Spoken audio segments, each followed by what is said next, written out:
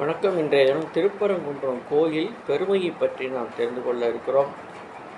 அம்பாள் மகிஷனை வதம் செய்து பிரம்மஹத்தி தோஷம் ஏற்பட்டதால் இந்த தலத்தில் தவம் செய்து பாவ விமோச்சனம் பெற்றார்.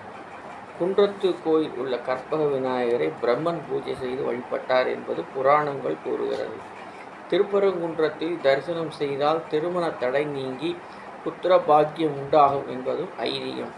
எனவே வருடந்தோறும் ஆயிரக்கணக்கான பக்தர்கள் தங்கள் உற்றார் உறவினருடன் தங்கள் இல்ல திருமணத்தை இத்தலத்தில் நடத்தி செல்கிறார்கள். திருப்பரங்குன்றம் கோவிலில் அமைந்துள்ள லக்ஷ்மி தீர்த்தத்தில் மகாலட்சுமி வாசம் செய்வதால் லக்ஷ்மி தீர்த்தம் என்ற பெயர் உண்டானது. இந்த தீர்த்தத்தில் உப்பு மிளகு போட்டு தீர்த்தத்தை தெளித்து கொண்டால் உடம்புள்ள தோல் முதலான வியாதிகள் நிவர்த்தி ஆகும். இந்த கோயிலில் கந்தசஷ்டி பாடலை 5 நாட்களும் பக்தர்கள் பாடி தங்கி முழு விரதம் இருந்து முருகனை வழிபட்டு அருள் பெற்று செல்வது என்றென்றும் எண்ணத்தக்க செயலாகும்.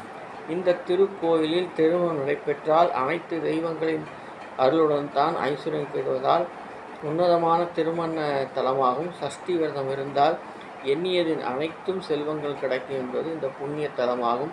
திருமணத்தடை நீங்கும் வாழ்வில் முதல்வனாக வேண்டோரும் நோயுற்ற வாழ்வுடன் அனைத்து ஐஸ்வர்யங்களும் பெற்று விழைவோரும் முதல் படை வீட்டில் தாய் தந்தையுடன் வீட்டிற்கும் இந்த முருகப்பெருமானை வழிபடுவது சிறப்பான ஒன்றாகும்.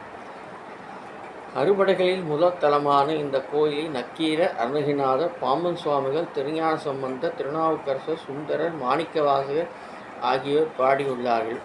இங்கு அருளும் சிவபெருமான் சத்தியகிரீஸ்வரர், பவளக்கனிவாய் பெருமாள், கற்பக விநாயகர், சுப்பிரமணியர், துர்க்கையம்மன் ஆகிய 5 தெய்வங்களும் மூலஸ்தானத்தை ஒட்டிய ஒரே குடவரில் அருள்பாலிக்கின்றார்கள். இது தனிச்சிறப்பாக பார்க்கப்படுகிறது என்பதை தெரிந்து கொண்டோம். நன்றி.